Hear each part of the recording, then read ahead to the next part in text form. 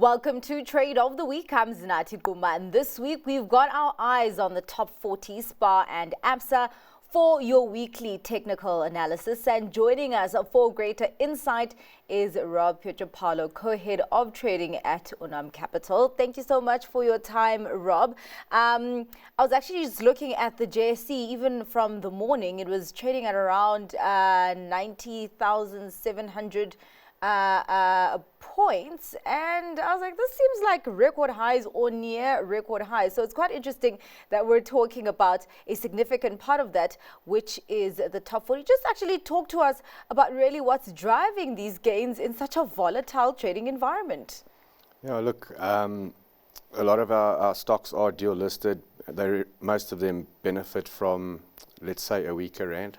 Yeah. I also think the theme seems to be at the moment, sell America. So where do you find value? And I think emerging markets seems to be the place to be at the moment. We even saw after the sell-off in the US last night that Asia did not go down as anticipated, and they actually held up pretty well. And I think we're just following from that. So teetering at all-time highs on the all-share index, and very much the top 40 doing the same thing. Yeah, really, really interesting. And I mean, it's good to see because I think over the last few years, we'd see a rally in the US markets and European markets, and not so much on the JSE. So it's quite good to see the JSE participating in the gains that we are seeing. Let's talk about the technical analysis on the top 40. What are you seeing there? Well, the main observation, as we can see on the chart here, is that the top 40 is still in its uptrend, going all the way back to October 2022. Oh. So the trend has been up, and yes, we've had dips. We had that big drawdown, or that sell-off last week or the week before, but it staged quite a monster recovery, and I think the rand trading over 19 had a lot to do with that, but holding up quite well, and I'm still bullish on the top 40. These candles are based on the close of last Thursday. Wow, that feels like such a long time ago. We've had to put up with all the noise in the US and across the world, and now Thursday seems like such a long time ago. So just some observations here on the top 40, and I mean, the viewers they are able to trade the top 40 by means of the ETF, like the Satrix 40, etc. So just a nice little opportunity, given the fact that it's still maintained its upward trend, staged a very nice recovery after that big sell-off, and it looked quite strong. So just the observations. Look, it has gotten a little bit overbought thanks to this recovery rally, and hitting a little bit of resistance at the top there, trading at these highs. So not quite as high as Thursday or Wednesday last week, but maintaining those levels. So I wouldn't be surprised if we did get a little bit of a pullback now and some profit taking. But it really does feel to me that with everything going on in the world, the top 40 has held up extremely well, and that bodes well for the index on its own, because if it's looking this strong in a very volatile market, there should be no reason why we shouldn't be looking for opportunities to buy. Where do we buy it? That's the next question. Now, if we just go back to around October last year, you can see that sort of support zone just under 80,000. And I think 80,000 was more a psychological level more than anything else. But since it broke down below that, things did look dire. It did break below the 50 and the 200-day moving average, but it only took 4 or 5 days for it to recover. And that recovery is quite strong. So as I said, I'd be looking to buy the top 40, as I said, also by means of the ETF, the Satrix 40, or a similar exchange-traded fund. I'd be waiting for a pullback from here. Money coming off the table. You can see it's just starting to turn lower now from overbought areas, and I'd be looking to buy that psychological level, and hopefully even a little bit lower. So 79,000 to me would be the place to start looking to take a nibble on the top 40. If that support holds, then I can't see why we can't continue a little bit higher. Again, we just need a little bit of this profit taking to end. Very overbought in the short term, but I do think we get the pullback. We do get a retest of that support level, and that's where you should be buying this market. I think a lot of the bad news is already priced in, and as I said, very dependent on a weaker rand, the South African market. So with the rand strengthening a little bit over the last 4 days, or let's say over the Easter period, we might just see that little pullback, a couple of thousand points, and then we can get in for the long haul. And again, I think we go to all-time highs within the next couple of weeks or so. Okay, you're talking about that support level being at 79,000 points. What if it then breaks below? Well, that would definitely be a signal to get out. You'd be wrong at that level, because then your support is broken. Yes. I wouldn't be too concerned. I think the significant support level is that 200-day moving average, which is this orange line at the bottom here. Yes. You can see that the market recovered extremely quickly after that sell-off, and that 200-day moving average is extremely significant. So even if it does go against you a little bit, you bought the market, let's say at 79,000, that would be my stop loss, a break of that 200-day moving average, and that only puts you at about 76,000, so 3,000 points, but we're looking for a bounce off that support level. I'd rather take money off the table if it breaks that, wait to see where it settles, and then hopefully we continue higher. But again, it's a very passive trade, especially if you're trading the ETFs. You don't have to take too much risk or too much leverage on that, and just sit back and wait for the market to continue its trend. And in this case, I do believe the trend is your friend. So if you're a little bit patient, I do think there's a lot more upside for the top 40 shares, especially on our market. It's actually quite interesting because as we've gone back, we've seen an upward trend from about October 2022. And there's really been some concern on the JSE, seeing less liquidity, more subdued trading. But is this top 40 versus the rest of the market just really telling you that not all animals are equal, and actually that you'll find most of the liquidity there in the top 40? Look, the top 40 is actually very heavy in just a few stocks, but in the current volatility, if you only held a Naspers or only held a Richemont, I think you'd be in trouble with the volatility that we've seen. So this is slightly more watered down. You're not exposed to one specific stock. Yes, we are about 5 or 6 stocks heavy, but it is the strongest stocks on the market. So I think therein lies a little bit of safety.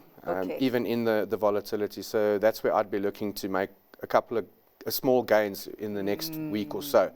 So, just try and cut out most of the noise and see if we can catch a little bit of upside. Yes, all right. Well, let us go into retail, taking a look at Spar. Of course, retail has also been an interesting sector to look at, seeing, of course, that the VAT increase seems to be coming on the 1st of May. But, of course, we're not really looking at the fundamentals at this point, but really the technical. So what is the picture looking like with Spar? Well, the Spar chart looks quite sick, actually, to me.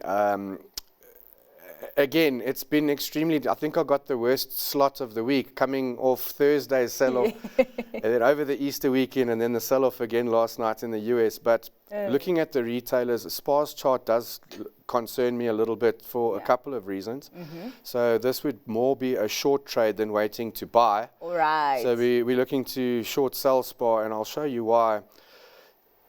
Over there we have the 50-day moving average crossing below the 200-day moving average, and we call that ominously a death cross. I was about to say, yes. So that is quite a bearish signal. And then secondly, we saw during that sell-off a week or so ago that Spar did break below its own support level.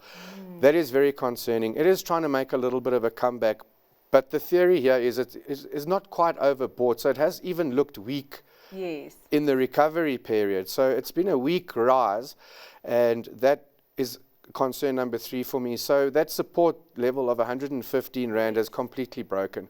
So look, I wouldn't be surprised if it sort of tried to retest that level, because now that support becomes a new resistance zone.